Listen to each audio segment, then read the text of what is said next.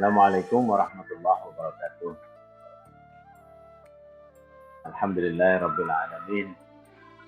Wassalatu wassalamu ala asyrafil anbiya'i wal mursalin wa ala alihi wa ashabihi wa man tabi'ahum ila yaumiddin. Asyhadu an la ilaha illallah wa asyhadu anna Muhammadan abduhu wa rasuluh. Amma ba'du. Bapak Ibu rahimakumullah. Alhamdulillah, Ramadan bulan yang sangat mulia telah kita lalui berbagai macam ujian. Alhamdulillah kita lulus bersama-sama. Semoga Ramadan menjadi junnah atau menjadi tameng dalam kehidupan kita sehari-hari. Ya, menjadi bagaimana Allah menyampaikan dalam hadis qudsinya, al-shaumu junnah, yaitu puasa itu adalah tameng, puasa itu adalah perisai. Semoga saja kita dengan berpuasa Ramadan 1 bulan full, Allah berikan kenikmatan memiliki tameng atau perisai dari berbagai macam kondisi, baik itu kesehatan, perisai dari fitnah, perisai dari berbagai macam kondisi. Maka Bapak Ibu, dengan puasa Ramadan sesungguhnya kita mendapatkan perisai yang sangat mulia. Setelah kita puasa Ramadan, alhamdulillah kita merayakan Idul Fitri. Idul Fitri. Halo Bapak Ibu, tahu apa itu Ramadan? Halo mereka orang yang menganggap Ramadan itu sepele, tahu apa itu besarnya bulan Ramadan, apa itu bulan Ramadan. Maka mereka itu menginginkan seluruh tahun, bukan hanya 1 bulan, menginginkan seluruh tahun menjadi bulan Ramadan. Kenapa? Karena hari itu sesuai Allah berfirman dalam hadis qudsinya, puasa itu untukku, as-shaumu li wa ana ajzi bihi, dan saya yang memberikan pahala. Maksudnya apa di sini? Puasa itu langsung Allah terima tanpa melalui laporan daripada malaikat. Malaikat raqib atid, kanan kiri kita raqib atid, itu setiap hari melaporkan tingkah laku kita. Tapi yang zahir, bukan yang batin. Ya, yang zahir bukan yang batin. Kita garuk, kita ini, kita mohon maaf segala macam, batuk, semua dilaporkan oleh raqib dan atid. Bila itu bagus, bila itu jelek, nah, semuanya dapat. Tapi khusus orang yang sedang berpuasa, Allah yang langsung terima. As-shaumu li, dan Allah menghitungnya bukan hanya sekedar puasanya saja, tapi Allah hitung dari mulai bangun tidur sampai tidur, sampai bangunnya si orang yang puasa. Semua langsung dicatat oleh Allah Ta'ala.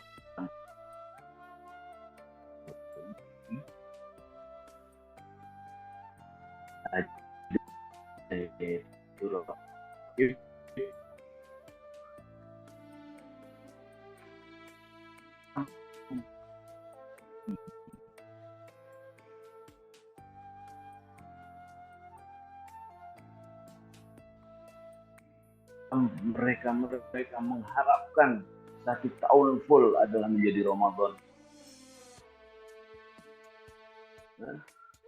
As-sawmuli wa ana ajzibi. Begitu kata Allah. Jadi tidak ada lagi batasan, tidak ada lagi hijab. Ya.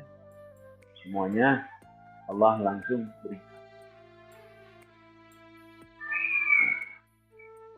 Bapak Ibu yang dirahmati Allah, setelah kita melaksanakan puasa, kita merayakan Idul Fitri. Yaitu apa? Perayaan Hari Raya Idul Fitri. Hari Raya Idul Fitri itu kenapa dirayakan? Karena hari itu apabila Allah memberikan atau kita mendapatkan rezeki puasa selama bulan Ramadan, yang disampaikan adalah ajunnah, atau kita mendapatkan rizkinya Allah yang Allah catat setiap saat dan Allah memberikan pahala, maka kita akan mendapatkan rizkinya sebagaimana orang terlahir, sebagaimana manusia terlahir ke muka bumi. Ya, manusia terlahir ke muka bumi dengan polos, dengan tanpa dosa. Ya. Bapak Ibu dengan seusia kita, ya katakan, mungkin kalau berbicara maksiat, sudah sangat luar biasa maksiat. Tapi Allah dalam setiap tahunnya memberikan kita kesempatan untuk menjadi Idul Fitri, terlahir kembali. Ya, Idul Fitri terlahir kembali menjadi fitrah, menjadi fitrahnya manusia, yaitu beribadah. Wa ma khalaqtul jinna wal insa illa liya'budun. Fitrahnya adalah beribadah. Ya. Maka dari itu kita terlahir kembali seperti anak bayi yang dilahirkan oleh ibunya.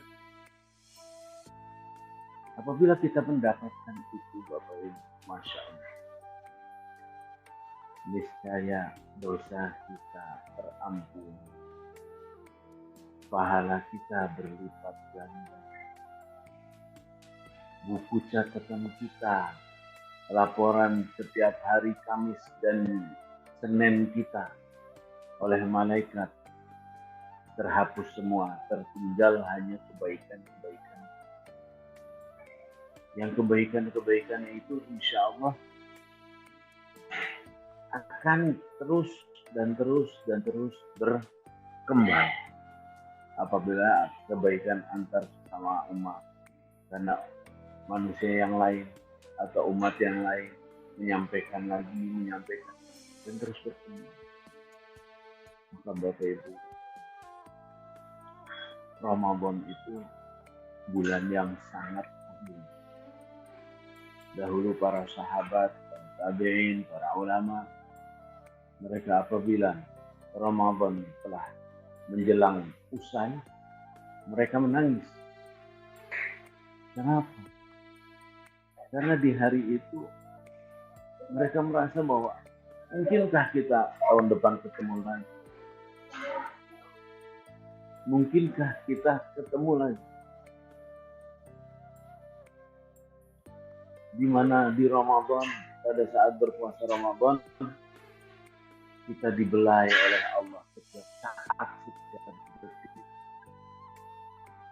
Dicatat Allah dilipat gandakan dengan amalnya orang puasa, yang langsung dicatat oleh Allah berlipat-lipat ganda. Pada saat itu sahabat, ulama, tabi'in, merasa kehilangan, merasa bahwa mungkinkah besok kita bertemu. Ya. Dari itu Bapak Ibu, alhamdulillah, semoga kita bisa bertemu lagi dengan bulan Ramadan yang akan datang, sebagaimana yang diharapkan oleh para ulama, para sahabat, para tabi'in selalu memiliki kesempatan untuk selalu dapat bertemu dengan bulan Ramadan yang Idul Fitri disunahkan oleh Rasulullah agar kita berbahagia. Ya. Kata Rasulullah, ya, orang berpuasa itu ada dua kebahagiaan. Kebahagiaan pertama saat dia berbuka puasa. Yang kedua adalah saat dia menyelesaikan puasanya, yaitu Idul Fitri. Nah, kenapa begitu? Karena hanya orang-orang yang berpuasa saja yang mengerti betul betapa membahagiakannya pada saat buka puasa, pada saat menyelesaikan satu bulan berpuasa Ramadan. Hanya orang yang perjuangan, ya. Dari itu Rasulullah menyampaikan, bahkan Rasulullah tidak melarang cucunya. Pada saat itu Rasulullah pulang setelah bersama-sama sholat Id. Kemudian cucunya Rasulullah memainkan rebana sambil joget-joget, ya. Memainkan rebana sambil joget-joget, tarani, ya, sambil rakas, sambil joget-joget di dalam rumah, ya, sampai kelihatan oleh orang di luar rumah. Nah, bisa dibayangkan. Kemudian Sayyidina Ali melarang Rasulullah, jangan Ali, jangan. Orang yang berpuasa itulah kebahagiaan, dia sedang berbahagia. Itu, ya, dia sedang berbahagia, jangan Ali. Maka dari itu, pada saat kita selesai berpuasa bulan Ramadan, kita merayakan euforia. Kita tunjukkan kepada dunia, ini Islam, bukan sombong. Ya, tunjukkan kepada dunia, kami telah berpuasa Ramadan. Tunjukkan kepada dunia kebahagiaan kita. Supaya apa? Supaya orang-orang yang tidak berpuasa, mereka merasa apa sih yang mereka. Akhirnya mereka bertanya, mereka penasaran. Kita kasih tahu. Nah, euforia kita, kebahagiaan kita, bukan karena ria atau bukan karena sombong, tapi karena ingin menunjukkan kepada dunia, kita alhamdulillah lulus selama 1 bulan Ramadan, berpuasa Ramadan. Berpuasa bukan berarti hanya selesai menahan nafsu makan aja, termasuk nafsu amarah atau nafsu segala macam nafsu,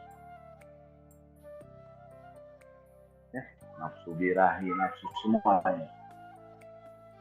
Maka dari itu Bapak Ibu yang dirahmati Allah,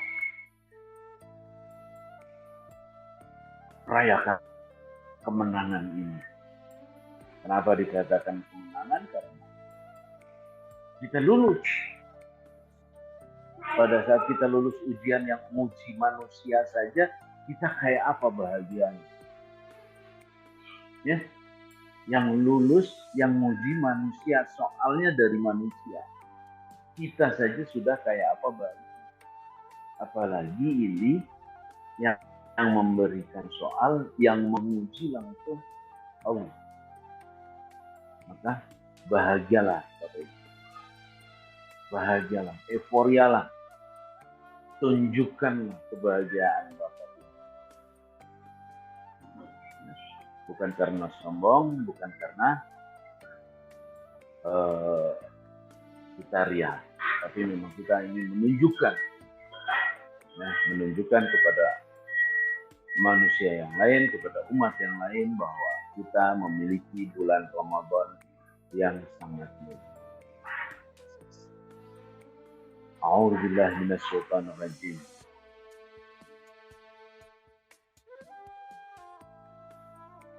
Bapak Ibu yang dirahmati Allah, kita hari ini akan membahas bersama-sama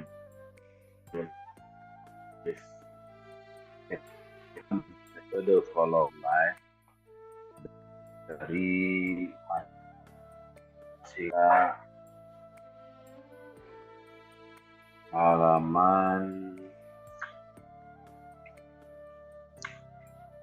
Pak Adha, mohon maaf, halaman berapa tadi?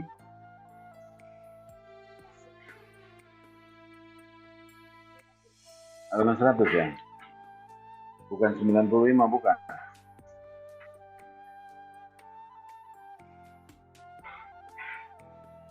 Baik, kita di halaman 100. Ternyata sudah lumayan jauh ya. Sudah, Masya Allah, 100. Nah, Bapak Ibu, satu mushaf itu terdiri dari 604 halaman. 604 halaman. Jadi kita sudah masuk ke halaman 100. Insya Allah, jika Allah mengizinkan, kita akan masuk di halaman 100 hari ini. Surah An-Nisa ayat 141.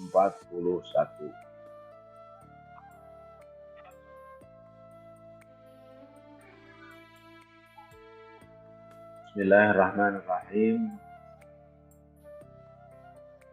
Nah,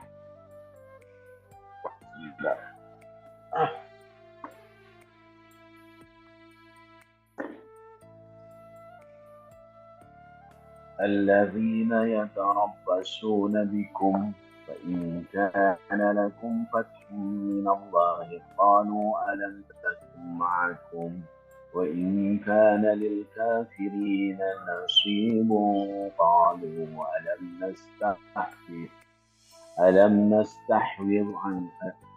ألم نستحوذ عليكم ونمنعكم من المؤمنين والله يحكم بينكم يوم القيامة ولن يجعل الله للكافرين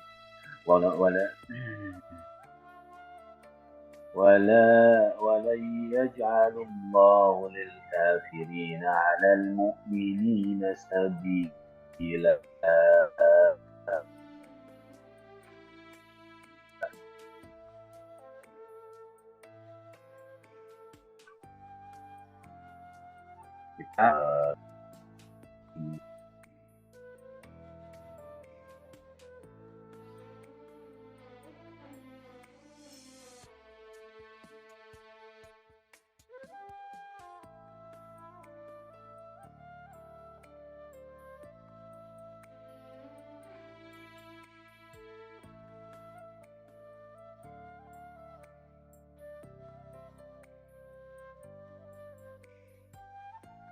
Halo Kang Ada? Suara saya jelas? Kok nggak ada?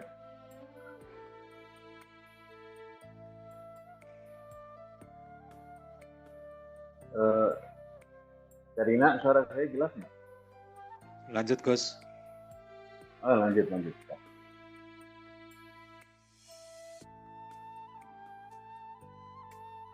A'udzubillahi minasyaitonir rajim.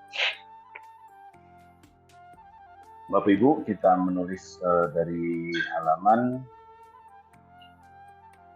100 ya, hingga ke halaman 105.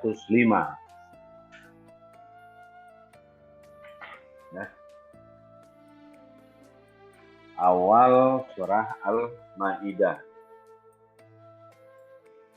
Awal surah Al-Maidah.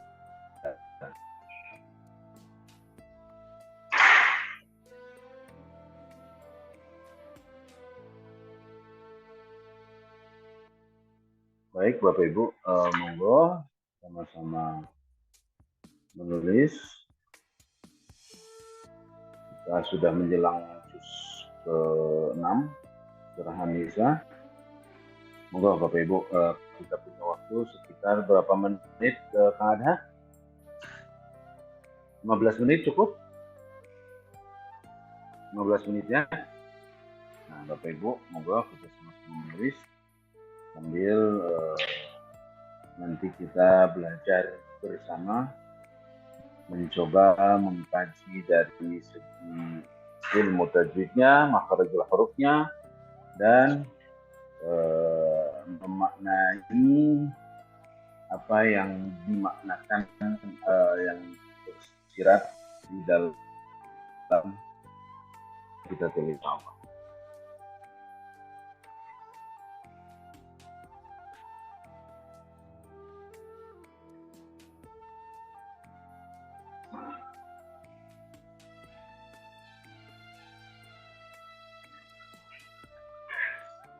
Bapak Ibu mungkin sambil menulis jangan itu ya,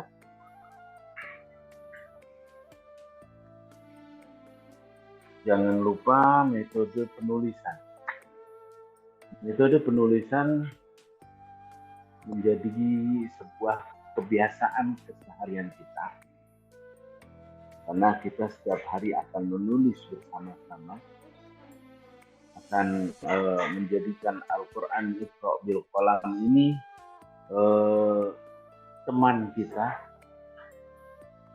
di saat kita kondisi apapun, menjadi teman kita ya, ditulis bersama, ditulis oleh Bapak Ibu, sehingga ini menjadi kebiasaan yang menjadi karakter nanti. Ya, kita harapkan kebiasaan ini terus menjadi karakter, sehingga Bapak Ibu otomatis pada saat memegang Al-Quran sudah paham dari kanan ke kiri. Otomatis pada saat Bapak Ibu seberniat ingin memegang Al-Quran, wudhu dulu. Otomatis pada saat Bapak Ibu mau membaca atau membahas Al-Quran, merubah posisi kita atau menjadikan kita rapih dulu, dari mulai pakaiannya, kondisi badannya suci atau tidak. Tidak harus pakaian baru, tidak harus yang mewah, tidak harus. Yang harus adalah menutup aurat. Nah, sehingga pada saat itu automatically, bahkan Bapak Ibu yang mohon maaf katakanlah dalam kesehariannya, kalau di luaran tidak menutup aurat karena setiap hari membawa Al-Quran, jadi terbiasa menggunakan pakaian yang lebih sopan, ya. Karena Bapak Ibu nggak ingin tiba-tiba, aku pengen buka Al-Quran, waduh tapi pakaian saya, wah akhirnya terhalang.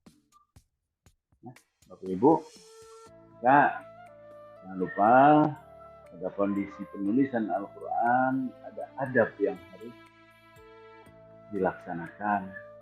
Dari mulai menulis, dari mulai pertama kali sebelum melakukan apapun, kita ambil wudhu, ya, pastikan kita terbebas dari hadas besar maupun hadas kecil.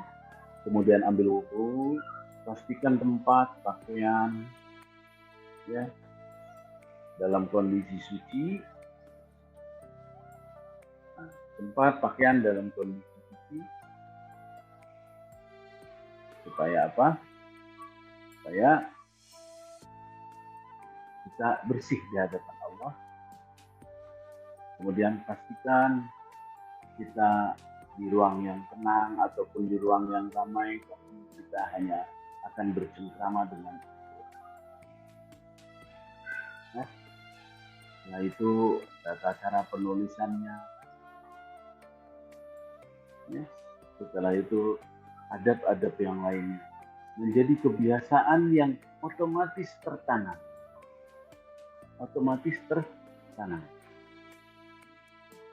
Menjadi keseharian kita. Akhirnya itu menjadi karakter kita, karakter yang Quran. Bapak Ibu yang dirahmati Allah, proses penulisan tidak sekedar penulisan, kita pun mempelajari yang namanya ilmu tajwid, makharijul huruf. Supaya apa? Karena pada saat kita berbicara, membaca Al-Quran atau menulis Al-Quran, kalau kita tidak didasari dengan keilmuan, ya, kita tidak mendapatkan pahalanya. Ya, kita tidak mendapatkan pahalanya. Padahal satu huruf mendapatkan 10 kebaikan yang akan berlipat ganda kemudian. Kalau kita tidak mempelajari tajwidnya, kita tidak mempelajari hukum-hukum atau tata cara penulisannya yang baik, nah, kita tidak mendapatkan itu, Bapak Ibu sekalian. Dari itu kita harus pelajari itu, walaupun Bapak Ibu tidak memahami maknanya, tetap Bapak Ibu mendapatkan 10 kebaikan. Ya, walaupun tidak memahami maknanya atau tidak mengerti sama sekali maknanya atau artinya, tapi Bapak Ibu tetap membacanya, menulisnya dengan menggunakan kaidah-kaidah penulisan yang baik, kaidah-kaidah tajwid dan nahwu dan makharijul huruf, maka Bapak Ibu mendapatkan pahala 10 kebaikan yang dikalikan berlipat ganda. Banyak Bapak Ibu membaca. Dari itu Bapak Ibu, mari penulisannya yang rapi, kemudian sambil ditulis sambil dibaca, atau ditulis dulu pada saat sudah dalam satu ayat baru diharokati sambil membaca. Ya, sambil membaca, gunakan apa yang telah kita pelajari bersama-sama, yaitu nahwu, yaitu ilmu tajwid dan makharijul huruf. Baik Bapak Ibu yang dirahmati Allah, kita akan membahas 1-2 ayat, ya, karena waktu kita sudah jam berapa ini? Sudah tinggal 6 menit lagi, 7 menit lah mungkin. Ya, kita bahas bersama-sama. Kita akan membahas yang di ayat yang Bapak Ibu tulis, ayat selanjutnya, karena kita mulai ainnya di ayat 142 ya. Mulai kita ain di 142. Jadi kita mulai dari ain aja ya, biar afdal ya. Tapi penulisan Bapak tetap dari 141 ya, Bapak Ibu ya. Nah, baik. Ya.